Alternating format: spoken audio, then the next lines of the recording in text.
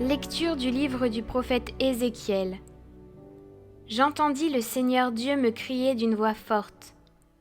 Ils sont tout proches, les châtiments de Jérusalem, et chacun tient à la main son arme de mort. Alors 6 hommes s'avancèrent, venant de la porte supérieure, celle qui est du côté nord. Chacun tenait à la main son arme de destruction. Au milieu d'eux, un homme vêtu de lin, portant à la ceinture une écritoire de scribe. Ils s'avancèrent et s'arrêtèrent près de l'autel de bronze. La gloire du Dieu d'Israël s'éleva au-dessus des kéroubim où elle reposait, et se dirigea vers le seuil de la maison du Seigneur. Alors le Seigneur appela l'homme vêtu de lin, portant à la ceinture une écritoire de scribe. Il lui dit : « Passe à travers la ville, à travers Jérusalem, et marque d'une croix au front ceux qui gémissent et qui se lamentent sur toutes les abominations qu'on y commet. » Puis j'entendis le Seigneur dire aux autres : « Passez derrière lui à travers la ville et frappez. N'ayez pas un regard de pitié. N'épargnez personne, vieillards et jeunes gens, jeunes filles, enfants, femmes, tuez-les, exterminez-les. Mais tous ceux qui sont marqués au front, ne les touchez pas. Commencez l'extermination par mon sanctuaire. » Ils commencèrent donc par les vieillards, qui adoraient les idoles à l'entrée de la maison du Seigneur. Le Seigneur ajouta : « Rendez impure cette maison, emplissez les cours de cadavres, puis sortez. » Ils sortirent donc et frappèrent à travers la ville. La gloire du Seigneur quitta le seuil de la maison et s'arrêta au-dessus des kéroubim. Ceux-ci déployèrent leurs ailes. Je les vis partir en s'élevant de la terre, et les roues avec eux. Ils s'arrêtèrent à l'entrée de la porte orientale de la maison du Seigneur. La gloire du Dieu d'Israël était au-dessus d'eux.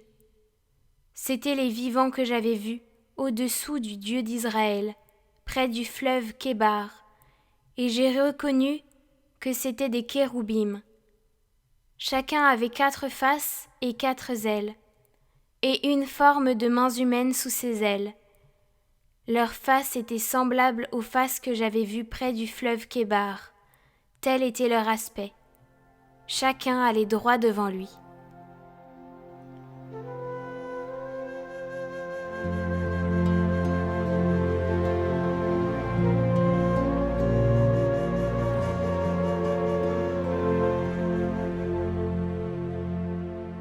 La gloire du Seigneur domine les cieux.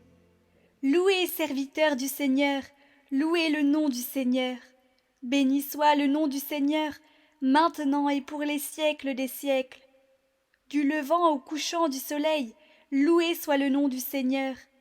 Le Seigneur domine tous les peuples, sa gloire domine les cieux. Qui est semblable au Seigneur notre Dieu ? Lui, il siège là-haut, mais il abaisse son regard vers le ciel et vers la terre.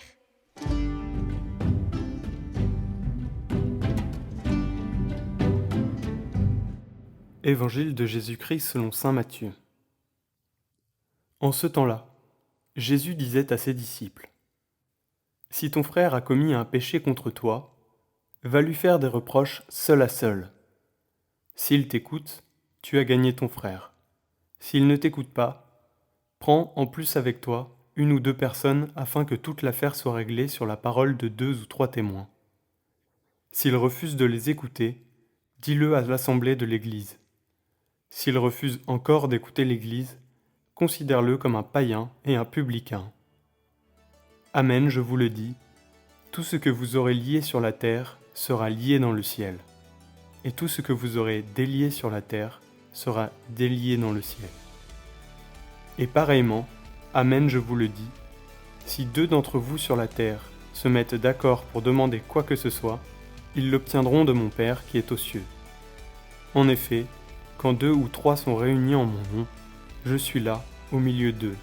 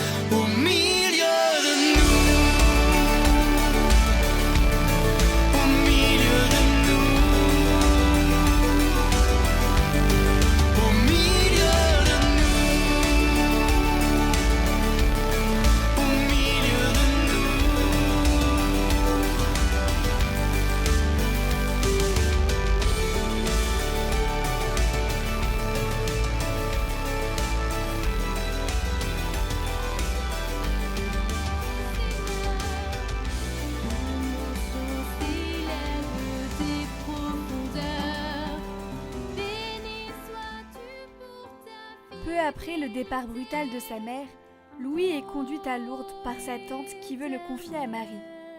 Louis, de nature plutôt timide, se met à prier avec ferveur, tout haut devant la grotte.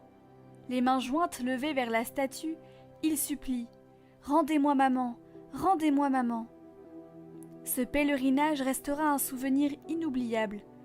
Louis va mieux et peut se préparer à sa première communion. Il reviendra à Lourdes tous les ans.